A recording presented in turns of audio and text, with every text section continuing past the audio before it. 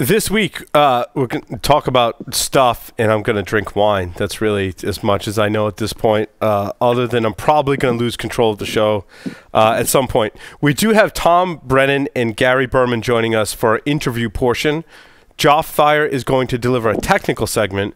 In the security news, we're going to talk about terrible passwords, hilarious jailbreaks, Ticketmaster, and then, in addition to a lot of other security stuff that I promise we're going to talk about, I do also promise our listeners that we'll talk about some strange stories that I found over the week, which include stop wiping your butt so hard, and Toronto cops are in big trouble for getting super high while on duty.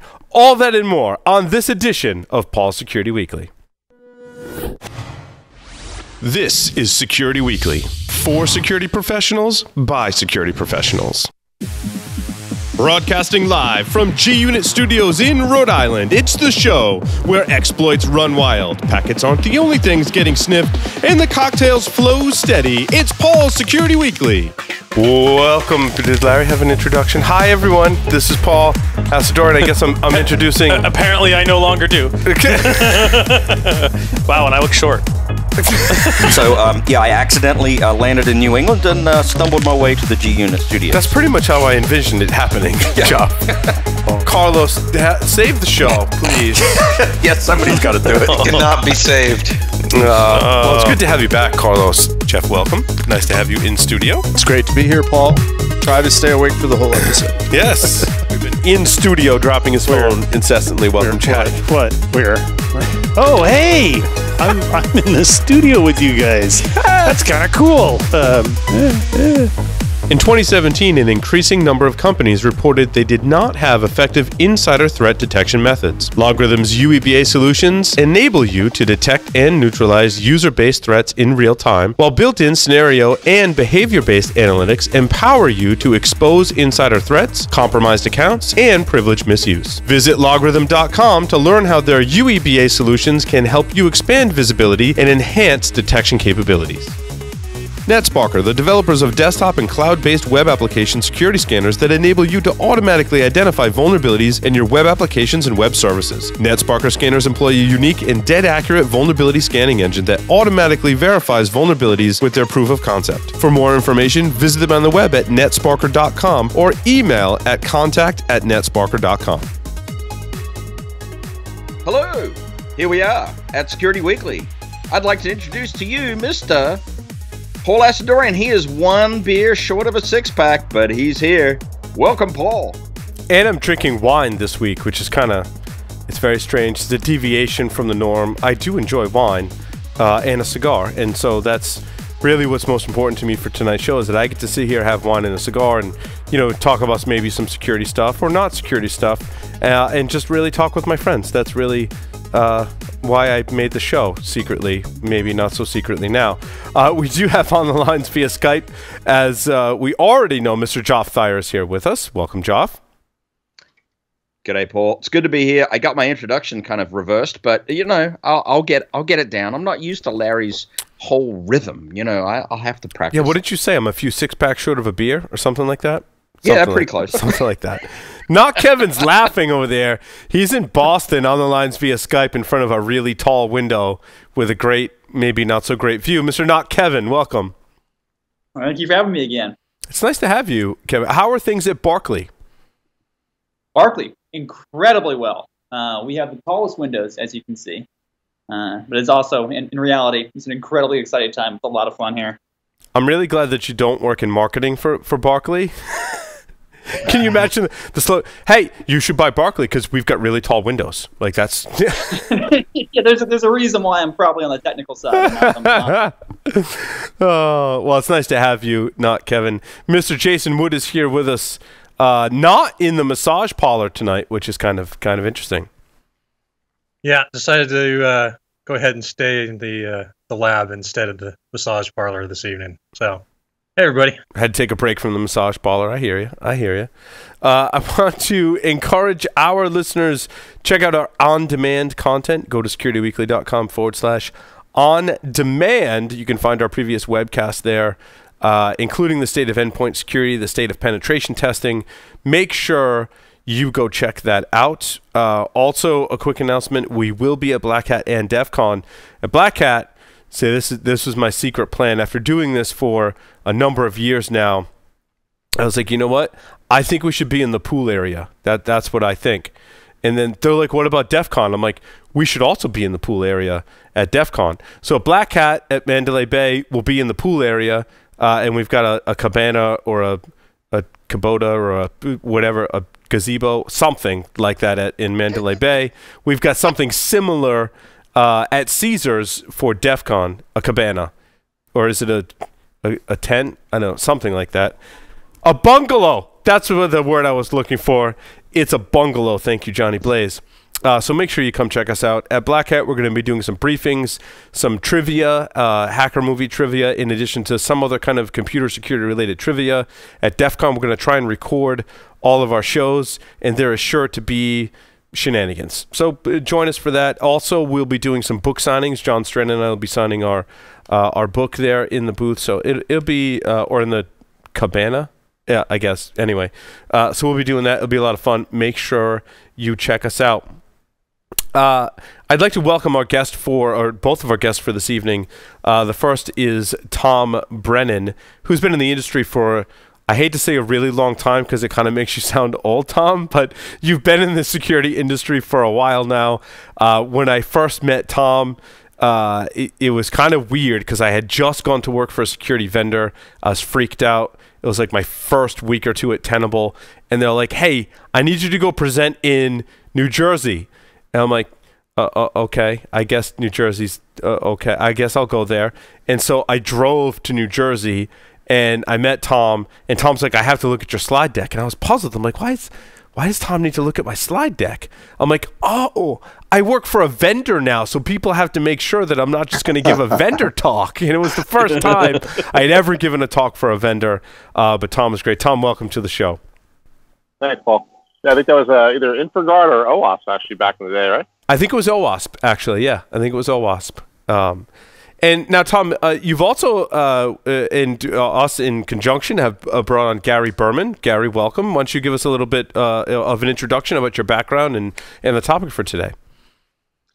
Hi, thanks so much for having me. Thanks, Tom and everybody. I'll begin by just saying that I'm probably the person to be having this conversation with you, because up until recently, I only knew a little bit about technology, even less about cybersecurity, but everything about what it meant to be a victim of a series of insider threats for 15 years. Wow. So now, what's the relation, Tom? How did you and Gary kind of hook up? Yeah, so I was speaking at a conference in Miami at the ISSA Southern Florida conference, and Gary was one of the people in the audience. This is almost a year ago now. And then after the presentation, there was an opportunity to talk to different people, of course, and Gary presented me with a conversation around him being a victim. That sort of intrigued me because, a lot of us over the years have had people come up and then ask questions or make statements about, their episodes, and you're trying to figure out sort of, which people are paranoid and which people actually have had problems and which other people have, serious problems that they need to go to the PD right away, at least to start the case in some cases. So Gary spoke to me about his concerns and what he had experienced over a period of time. After he provided me with some pretty detailed material, I thought it was interesting and was worth a second look. So I agreed to have a secondary meeting with him and talk more about his issue. And then after learning about the incidents and the issues and the agents involved in the case that I happen to know, it was useful to be able to put some of the pieces together and then work with Gary on what he's doing now. Which is trying to pivot and not be a victim and trying to use cybersecurity for public service announcements, which I happen to like, and I think it's a well-needed thing in the industry that we're in today.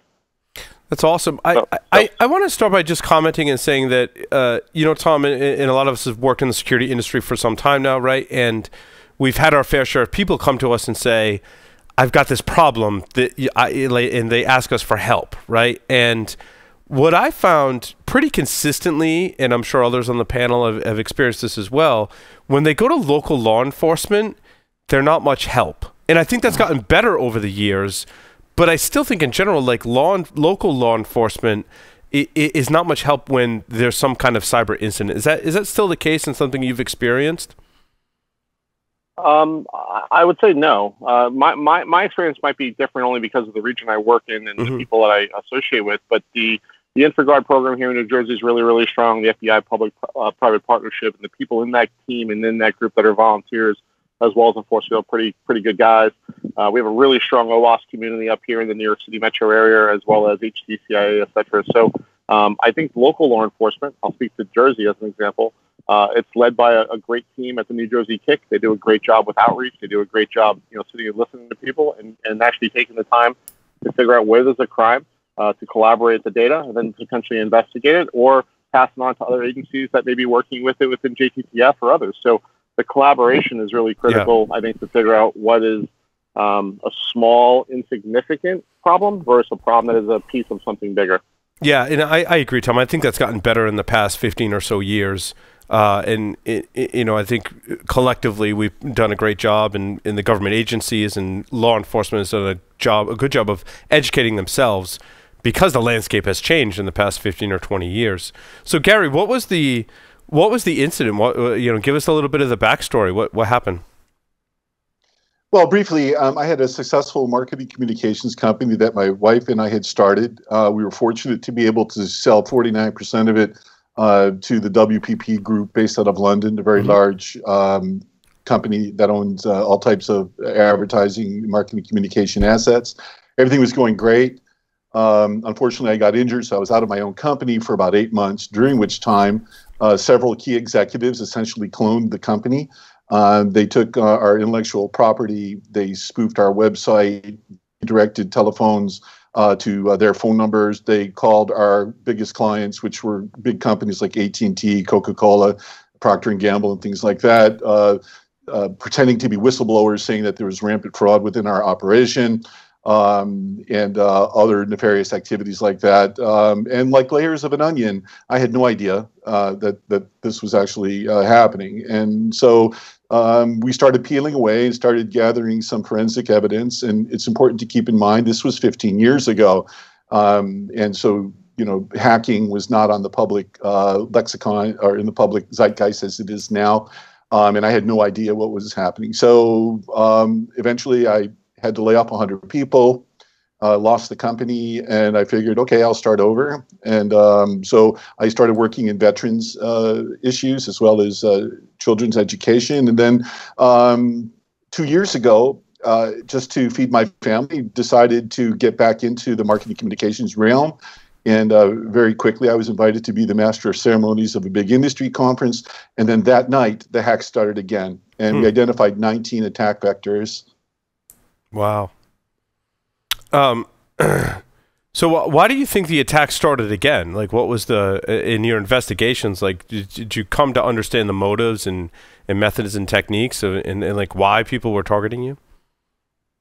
Yes. Originally, it was very straightforward in that it would have been an economic crime. They had started their own company, and it was the FBI referred to it as espionage and conspiracy. I've never been fond of those words because they sound paranoid. And, one of the things Tom already alluded to is, how do you know? And especially when you're just a layperson, I could be misattributing for sure. And my own self-assessment at that time was maybe about half of what I identified was accurate. Maybe about half was not. It's since moved up to about 80% because of expert help like Tom and many others in law enforcement. Who, by the way, I am a huge fan of, because one of the things I've experienced is that the only time people hear about hacking or cybersecurity is when the bad guys win. But what about all the good guys like you guys, who toil anonymously, without fanfare to keep everybody safe at work and at home and at school? And that's one of the reasons I decided to pivot to creating a superhero comic series, which we'll talk about in a little bit. But present day, it turned into something besides an economic crime, and the FBI referred to it as stalking. Interesting. So, Tom, what was your initial assessment of the situation when Gary came to you? So, like Gary said, the material that he provided to me was a little bit, old, if you will. A couple of years had passed, but he had done a really good job doing probably what he was advised early on, right, which was keep a logbook of materials and information, photographs, snapshots, so you can have a diary, have a digest, be able to have a dossier of what's taken place. so that anyone that would be involved in it can sort of look back at time and have good reference of notes and be able to say, okay, wow, this is interesting. This is interesting. Oh, this was collaborated by this guy. I know that guy. Let me reach out to that guy and do the smell test. And these conversations I thought were interesting. And then Gary had a very interesting presence about him about that it was time to stop dealing with what happened in the past and figure out this is a bigger problem than him. So being able to look at the comic side, which we'll talk about. Like, Gary, if you have a copy of that handy, just hold it up so people can see where it's actually talking about guys a comic book, which I think is interesting. But he asked for someone to help out on being a technical advisor, and some of the storylines that have been submitted by individuals in the community of real breaches and real problems and real case studies. These can become comicized, I guess that's the word, and that makes it very interesting. So think of it as a new approach to a public service announcement. And I think that it resonates really well with people that try to learn more about technology, and whether it be a learning moment or a passive communication. My little 13-year-old that just walked by here before handing me some water, he has to learn somewhere, has to start somewhere. So it's either going to start at home and Dad gives him a comic book, or it's going to start at home and Dad says, come to the next Hope Conference in New York. Yeah. When you were targeted, Gary, what was going through your mind when you were targeted, and what steps did you take to collect that information for those that might be listening that either are being targeted with some kind of cyber attack or have friends or family members that are in the same situation? There was a book that I had read at that time just to try to understand what was happening psychologically to me, and it was called On Death and Dying by Elizabeth Kubler-Ross, and she talks about these various phases that people go through when they grieve. And I happened to have just gone through them. And so at first it was denial. I mean, this is impossible. These are long-term trusted employees who are incredibly well compensated, and I could see no reason why they would behave in this way. So at first, for years, I denied it, which was a mistake. Then, I went into why me, which is kind of the victim vibe that Tom was referring to, and then moved on to incredible fear. Just the isolation, not knowing is something, actually happening or not.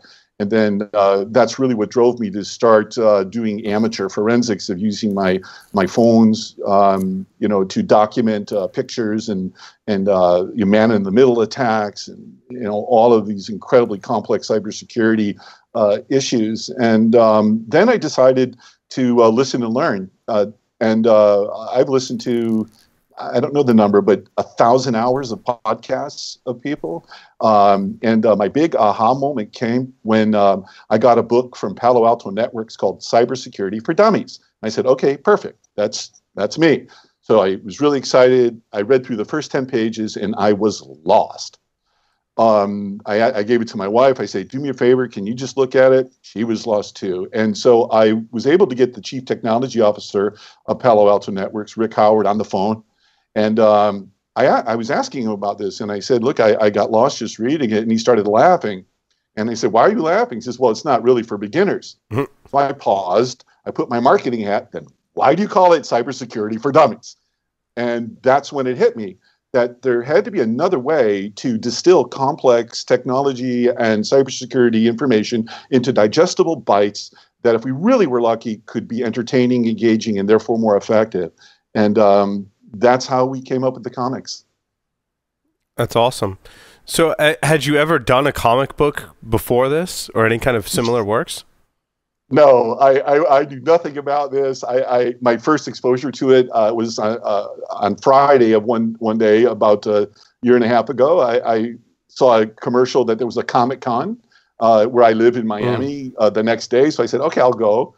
And I had my jacket on like I do right now. And so I in the parking lot, and I'm walking to the Comic-Con, and this woman dressed in all green with these giant butterfly wings came and kissed me. So I knew at least I was overdressed. And so I went back, I took off my jacket, and it just, total blew my mind. Wait, did you have like an Ant-Man costume in the car as a backup, or? I wish, but no, I had a white shirt. It was ridiculous.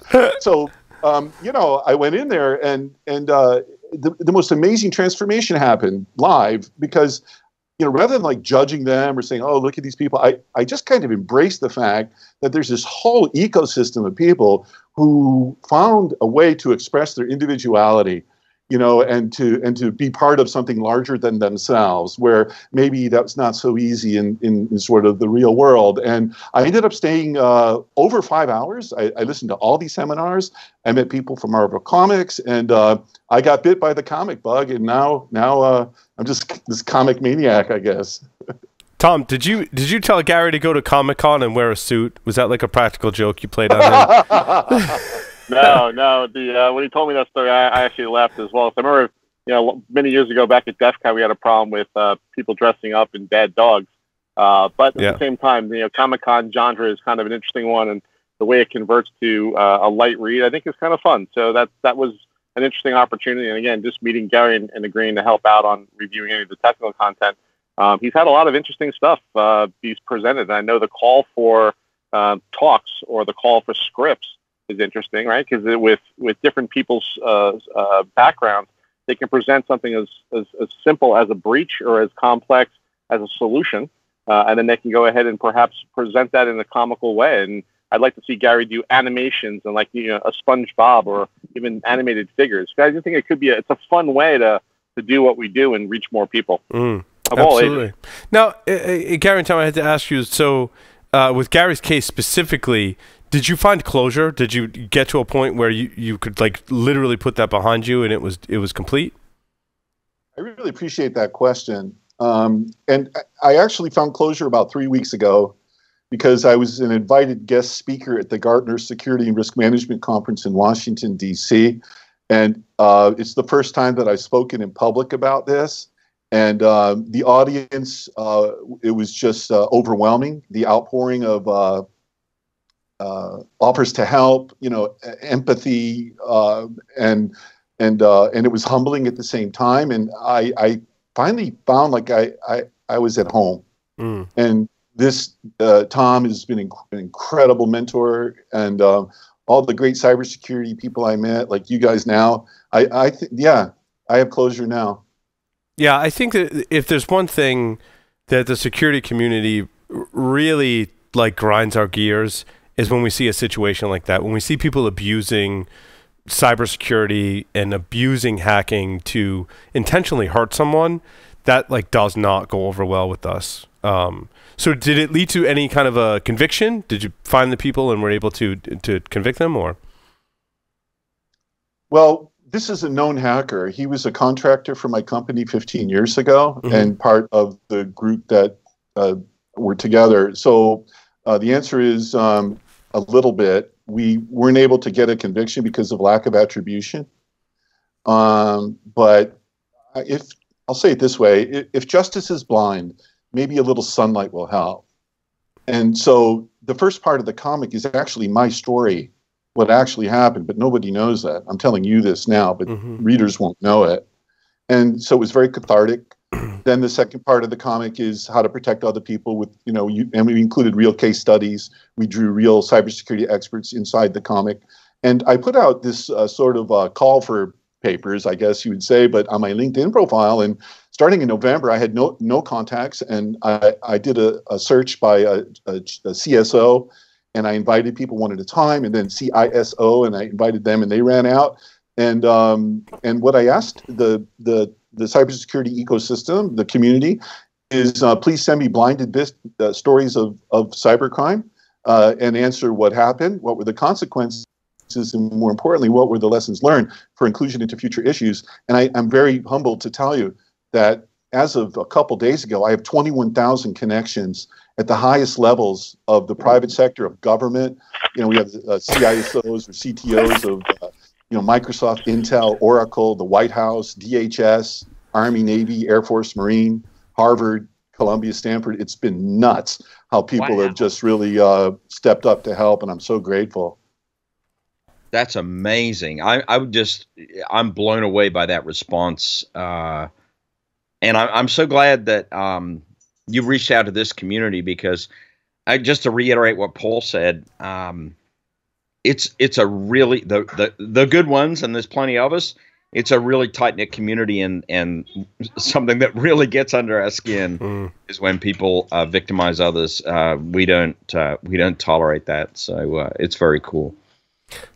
Tom, before we dig a little more into the comic, Tom, I want to ask you, like, what advice did you have for Gary in terms of protecting himself, like, moving forward after you had reviewed all the details of what happened? Yeah, so great question. So at the point that Gary and I met, it was definitely, I would say that he had a chapter, right? The chapter of what had happened was past, and he was entering into a new chapter. And he was having, at that time, interesting items or effects. So we went into a standardized sort of technical approach, right? At this point, trying to look at the devices and people that he was talking to, who had access to what. And of course, we go back to the same old model of exactly how to break it down to make it simple. Suggesting Gary work off a Chromebook to try to separate his assets and try to go ahead and create a new account. And, don't engage with the party. Let's determine if we can trace and track a little bit. So there's a lot of suggestions that were made. And Gary had business to conduct and he had a life to deal with. So he took a lot of those suggestions. And at the same time, he continues to sort of be better. And that's sort of the mantra, though. I think a lot of folks that we try to counsel, there's lots of best practices and top 10s and top 20s, all this other stuff that's out there. But getting people to read them, getting people to engage in them, or getting people just to use the technology, in most cases, becomes part of our challenge as assurance professionals, right? And I'm being assaulted by bees here, so if I start randomly shooting things, that's what it's all about. I was wondering what you were shooting at. I didn't know if you had like a clay target kind of range set up at in your backyard, Tom, which looks lovely, by the way. Thanks, man. Yeah, we my son found me a salt gun for Christmas, and I will definitely say it's probably been one of the best presents ever to be able to take some bees out while they're in mid-flight, or wasps in mid-flight. Well, I have, Paul, if you allow me, I just want Gary. to build on what Tom is saying right now, because this is an incredible coincidence. One of the many people that Tom introduced me to was Anita D'Amico from Secure Decisions, and she had been awarded a DHS grant to create a tech platform that would allow teachers and middle school students to create their own comic books, and and also have a pedagogy associated with it, using branching and things like that. And so, because she's doing comics, and that's now my life. We've been in discussions about formalizing a relationship so that we can inculcate a love of comics as an educational modality for middle school kids, which should encourage them to take STEM, or even for university students to pursue careers in cybersecurity and things like that. So it's called Comic B, BEE. Oh, that's funny. So have you found that the younger generation and the youth has really latched on to the comic book idea? Because I kind of like my kids really aren't into comics. Like, they go on the internet, they have computers and iPads, and they're not like going to the store and picking up comic books anymore. Did you find that the youth really was kind of latching onto this comic book idea? I don't have any data on that yet because of the newness of this, but here's what I think is pretty obvious. There are 8 superhero movies in 2018. The first 3 all have set records. So rather than thinking about this as a comic, think about it as a superhero. Yeah, absolutely. And a lot of of course, movies that we see that superheroes are based on comics, which I think has worked its way into, culture today. And hopefully people go back and consume that as a comic book form rather than just going to the movie theater. Well, the comic book form, the approach that we're using is referred to in education circles as agile learning. And so that means that we want to understand that different people have different learning modalities. Some are more audio oriented, some are visual, some are tactile and kinetic. And so we're going to be taking these real life stories and creating different vehicles to appeal to each of these different demographic groups. So, for the millennials and stuff, we'll make 2-minute, animated movies, animated comics. For larger training, we're actually beginning some discussions with some movie studios. That's awesome. That's awesome. So, what are some of the lessons, like when we pick up the comic book? What are some of the lessons that are taught, and how is it communicated to the reader? Well, I think the first thing is the most obvious, that the majority of hacks are caused by simple human error, and I'm sure your listeners are tired of hearing that, but just seems to be true still. And if that is true, and in the cybersecurity ecosystem, of the top 500 vendors, only 16 or 3% actually offer training and education, according to Cybersecurity Adventures. So there's this, I think, a very big gap to train people on basic cyber hygiene. I don't know how else to say it, but it seems to me that that's the highest, one of the highest returns on investment, especially for small to medium businesses who can't afford, CISOs or the latest technology. I think they're incredibly vulnerable. I think that there are different groups, like people with disabilities or people who don't speak English well are also particularly vulnerable. So these basic cyber hygiene lessons can be repurposed and re-energized in a way that's entertaining and I think more effective. So it's all the stuff you guys know, passwords, so on and so forth. Yeah. Now, Tom, beyond passwords, like, how do you distill down those other lessons in computer security to a larger audience like Gary's trying to reach? Yeah, and that's a good segue. I know. So I used to work for Howard Schmidt, former cyber czar for United States of America under George W. Bush. And when I worked for Howard at SafeCode, the challenge was always trying to figure out how we were going to build a community and get information out to people, whether it be standards-based things like secure practices or threat modeling or fundamental practices of software security, or just educating best practice.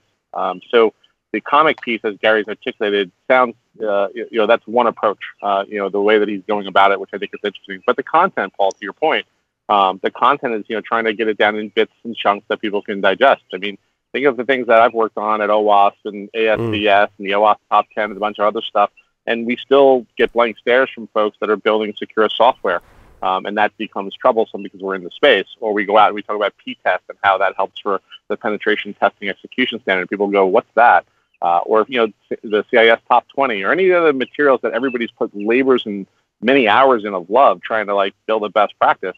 Getting people to digest it becomes quite difficult. So anything that I think that we can do as a community to help support that, fantastic. And if it's one less person that gets hurt from bullying or gets robbed or has a problem in the cyberspace, fantastic. And when we flip it over to the business side, it's a little bit of a different conversation, honestly, right? If it's an individual and the individual gets taken advantage of, we feel sorry for them, but they may not have any out-of-pocket expenditures from a credit card fraud or something of that nature.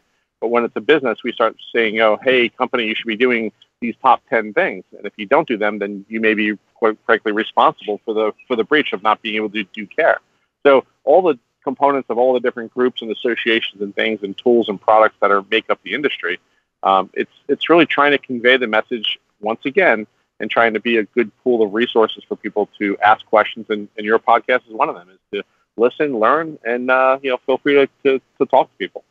Well, thank you. And I think this podcast in particular, Paul Security Weekly, has the kind of stigma that some people report back that, oh, hey, I was listening, but I have no idea what you guys were talking about from a technical level, right?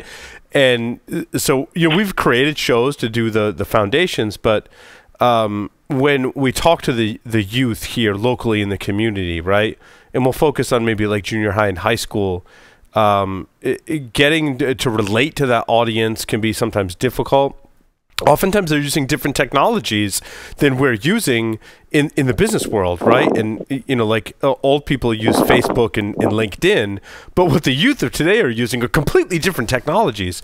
So what was it like to give this comic book to, teenagers, and what was their initial feedback and response? Let me jump on that real quick before Gary chimes in. So the first issue, Paul, came out on May 8th of this year. And that was at the Hack New York City conference that recently transpired in Times Square. So the first people that actually physically pulled it out of their attendee bag was 700 security professionals. Gary, you want to talk about the teenagers?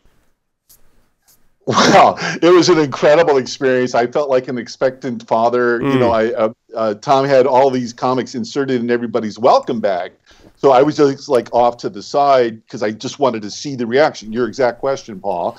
So the first guy came to a bag and looked in it, didn't take anything out. I went, oh no. You know, then the second guy actually took the comic, looked at it, put it back in, and I went, oh my God. But the third one, a woman, took it and opened it, and she started flipping through pages. And I saw her face, and she went like, oh. And then the fourth and the fifth. And then before I knew it, this guy asked me for an autograph. And I said, are you serious? That's awesome. You want me to autograph, a comic? And he goes, yeah. And then a line of security experts formed wanting autographs for this comic. I could not believe it. And then one thing led to another. So I was an invited speaker at the Gartner conference I told you about, and they just sent me my ratings. And it's not like this is an easy audience. And they said that I was the highest scoring presenter of the whole conference. And I think the reason Gary, for that you got is bragging because, rights, dude. There's like a internal kind of bragging rights thing that and Tom probably knows this, right? Like when you get scored the highest ranking presenter, you get to brag to your friends in security that you were the highest ranking presenter. Well, so, dude, you're awesome. That's awesome. I appreciate that, but I'd rather have some bourbon or something if you guys can say something like that. I will buy you a bourbon just for that, for a lot of reasons, but for that especially. Thank you. But there's something else you said that's incredibly interesting, and it's really something we think a lot about. But like the title here, I'll show you. Like this is a real story. This is called "Love Your Heart," and this is a real life story that a cybersecurity expert provided to us, where a CEO ostensibly sent a request for a $50,000 donation to their accounts payable person late on a Friday to make a donation to the Love Your Heart charity. Of course, she complied on Monday saying, hey, how was the charity? And he goes, what charity? So obviously it was a phishing attack.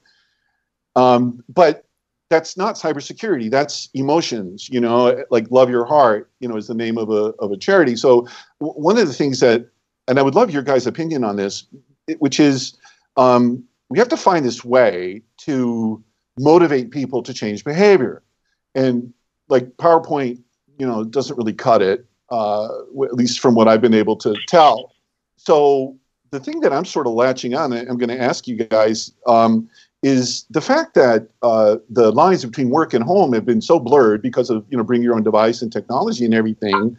What if there was a way to communicate that by following these cyber hygiene protocols at my enterprise, it's actually keeping my family safe from the prying eyes of a webcam of my daughter? Yeah, no, absolutely. And, I think even, 15 years ago or whatever, we were trying to accomplish the same things and saying, well, it's hard to relate to the business side of it because many that work for an organization, I mean, let's be honest, I'm not as emotionally tied to my job as I am my kids, right? But if we can take cybersecurity and say, look, what you're learning at your job to help yourself and your company be more secure can also translate into helping your children and your family be more secure, that resonates a lot better with folks. And so I think a lot of our training, or some of our training anyway, tries to deal with both issues, right? Like if we can educate people how to be better at protecting their kids online, then the lessons they learn, they'll take that into workplace and go, hey, you know what? Like every email someone send me, like they could be lying. Because I think there's this inherent trust that you described, like, oh, I got an email from the CEO, must mean I need to make this big donation. And it kind of raises their guard. But the best training makes the person more secure, kind of regardless of the environment. So I think that's a very good point. So, Paul, one of the colleagues at Gartner was my old boss, Nick Percoco. Yeah, I know Nick. Yeah. Nick, as you know, is a big comic guy, the Spider Labs shirts and that whole series. It was interesting, seeing people's expressions, to Gary's point, at the Gartner event in particular, just because it was, people seeing something for the first time.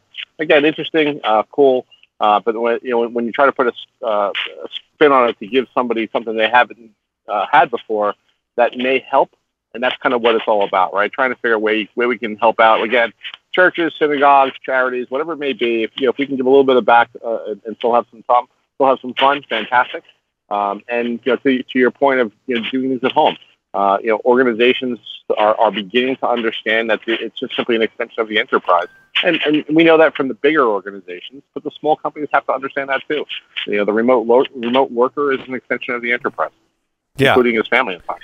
Yeah, and they're working from home, probably using the same internet connection that their kids are playing games and browsing the web that they're using for their business too. So there's definitely some overlap.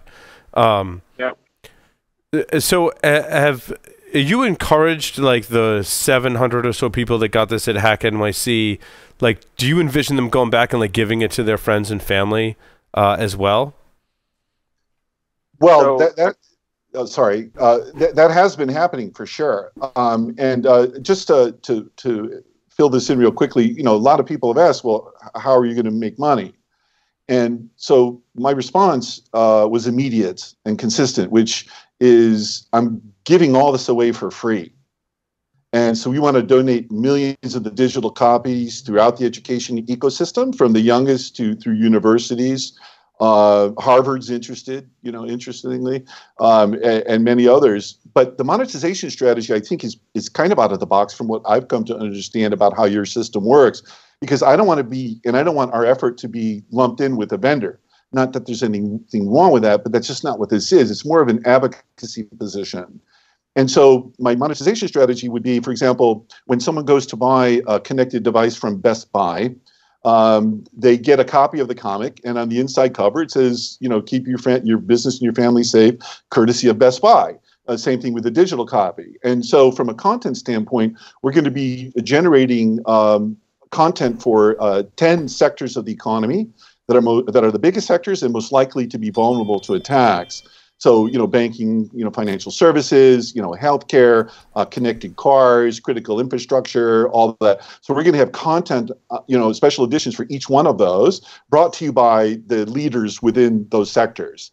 So connected cars brought to you by Ford, Mercedes, whatever. And that's how we're going to monetize it, I hope. No, that's awesome. I think, getting it in more people's hands is, like just hearing you describe it, I want to take copies back from my for my friends and family. It just sounds awesome. I want to open it up to the rest of the folks on the Security Weekly panel to ask questions. Yeah, I just want to jump in there, Paul. This is Joff. So I love the philosophically, I love the approach, your monetization approach. As you're starting down that road with different partners in the economic sectors, with different leaders, are you feeling that there is going to be acceptance for that? Well, thank you for your kind comments. So I just sent to Jeff Moss of DEF CON, because Tom introduced me to him, and one of his people, a request to get a press pass. And they granted that because, I guess I'm in the publishing business, and I am there to seek stories. And so I told them, I said, look, if you want to use this vehicle, the comic to further promote DEF CON, from what I understand, you don't really need to, but if you wanted to, we can put on the inside cover, whatever you want to promote it, or drive traffic to a particular event or a booth or whatever, to this broadcast, if you wanted to do that. That would be great. The client, the corporate people, which is my background. I used to develop these very large syndicated market research studies across these sectors of the economy, and they were shared studies, so each of them would contribute, funding to make it happen and stuff. So it's too early to tell. However, people are returning my calls, so that's a good thing. I spoke to the head of cybersecurity for AT&T, PepsiCo, and other big corporations. I think it'll be probably a long tail sale. Probably 90 days, something like that. So the follow-on question is, are you going to continue to, and it's up to you whether you respond to this question, of course, but are you going to continue to pursue that sort of strategy and exclude any sort of direct distribution, or are you doing some sort of strategy that's sort of parallel with that? You know, that's a great question. Today on LinkedIn, a woman who started Driscoll's strawberries or Driscoll blueberries. I don't know if you've ever seen them. They come in these clear packages, you know, fruit. Yeah. She connected with me on LinkedIn, and she has something called the Billionaires Foundation. So if I could get one of those, then that would, you know, be nice. So I'm open to this new universe, and all I know is all I do is say thank you and hit it hard. So if any of you, if your listeners have some thoughts or suggestions, I'm incredibly open to that. Gary, you're very humble, and I imagine that your background in marketing and communications could be one of the reasons why when you reach out to people, you get a response. So for those in the community that have similar initiatives to help the community, what can they do to elicit the response that you've kind of elicited for this project? Well, I really appreciate you saying that. I mean, the first thing I did after I started thinking about the business aspect of this and how to scale this was to do, you know, this tremendous amount of listening and learning. And one of the things that I found is that around 93% of people in the technology and the cybersecurity ecosystem, understandably, come from tech backgrounds. And that's just a different part of our brains. You know, so the remaining 7% come from some social sciences and things like that. And yet you have this 1.5 million person, you know, or this giant, you know, gap of people you're trying to recruit to the industry. So I just started thinking there has to be another way. So what I would advise people who are attempting to change the world, you know, in their own ways, is to come together. You know, and for me, for sure, the operating principle is the rising tide lifts all ships. Mm-hmm.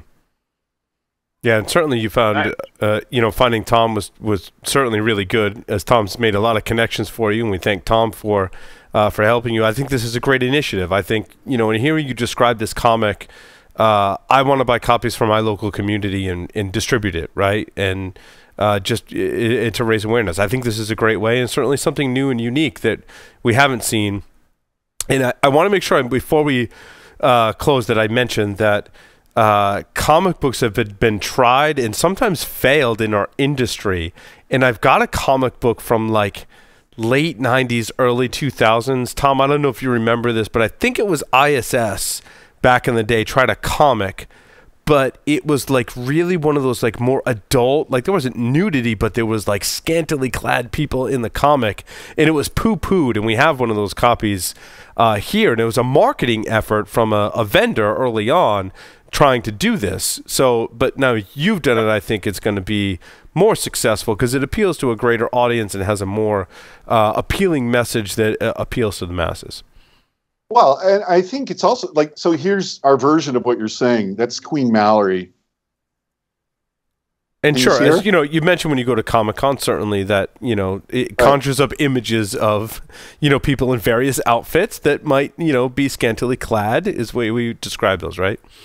I'm actually taking the opposite approach, interestingly, because part of my background happened to be in, well, it was market segmentation. And within that, we looked at factors such as race or ethnicity or sexual orientation or gender. So my 25-year career has actually been spent emphasizing the benefits of diversity and inclusion. This is a known issue within the technology, you know, ecosystem, but it gets a lot of press, unfortunately.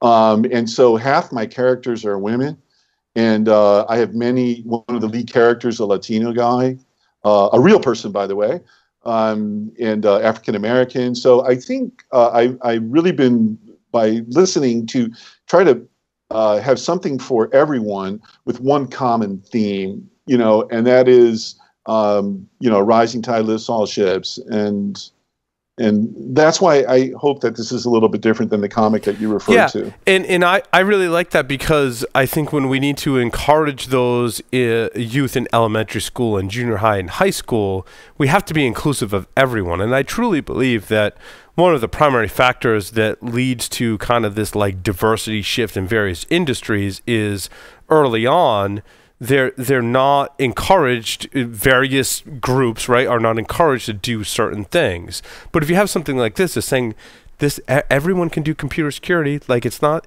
we're not prejudicing computer security, everyone can do it. And here's an example in the comic book where you can learn about it and see everyone from all backgrounds. That to me is what I'm trying to preach today, to say let's encourage students. And I go even earlier. I go into the elementary school level. Let's encourage everyone in elementary school to be involved in some kind of engineering field. And to me, that's how we bridge this diversity gap that we see, not just in our industry, but others as well. I mean, that's a nail on the head. And one of the things, just the advice to other people that you asked me is you have to know when to close the deal. So I'm going to do that right now. And so I'm going to Paul, I'm going to donate to you an unlimited number of digital copies so that you can send them out through your community. What we'll do is we'll change. We have the inside cover right now, which says, Hack NYC, and we'll change it to whatever message you think would be helpful. On the inside back cover, you can have additional resources for if you want to learn more about STEM, and you can list websites or whatever. And that's all at no cost to you. And if you wanted to do something at DEF CON, I'll sit by the pool, drink bourbon, and sign comics.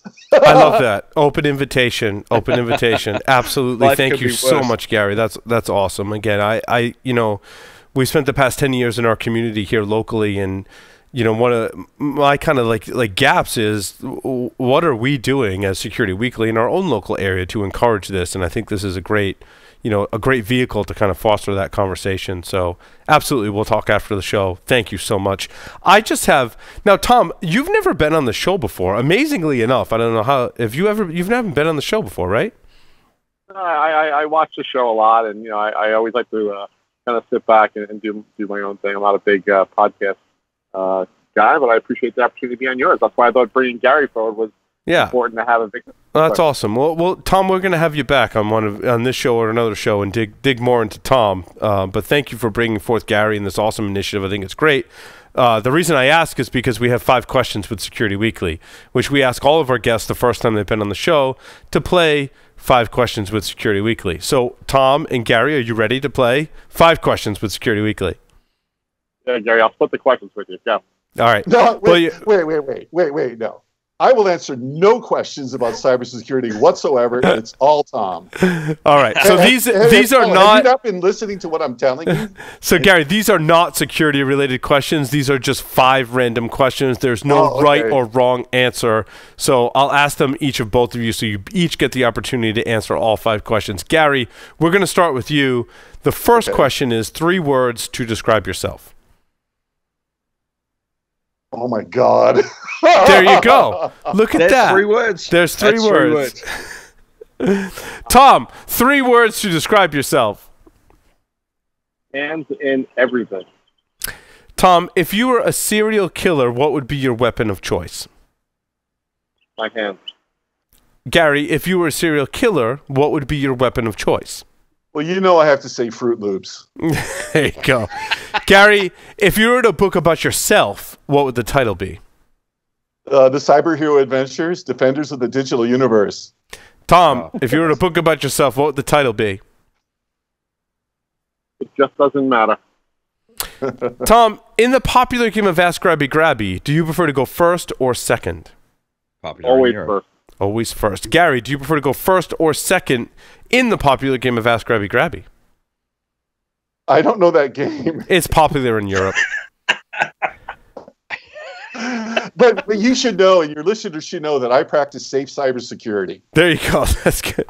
Gary, if you could choose 2 celebrities to be your parents, who would they be? Dead, alive, fictional, or otherwise. Thank you, Jeff. I've always liked Honest Abe Lincoln, and I don't know who he would date, but I always thought it was pretty amazing that he was able to stop a civil war. Tom, choose 2 celebrities to be your parents. Parents. Well, my parents did a pretty good job, so but they're not celebrities. I think I'd take maybe General Mathis. and probably Chesty Puller, wherever he happens to be these days. There you go. All right. Well, Tom, always good talking with you. I'm sure we'll be in touch soon. We're going to bring you back on another show. It was nice chatting with you, Gary. It was very nice meeting you, and I'm in love with this idea. I think it's fantastic, and I thank you for sharing that with our listeners today. You're welcome. Thank you. Excellent. Thanks, Paul. Appreciate the opportunity. Yes, absolutely. Thank you both. With that, we're going to take a short break. Come back. Joff Thayer's got a technical segment. Stay tuned.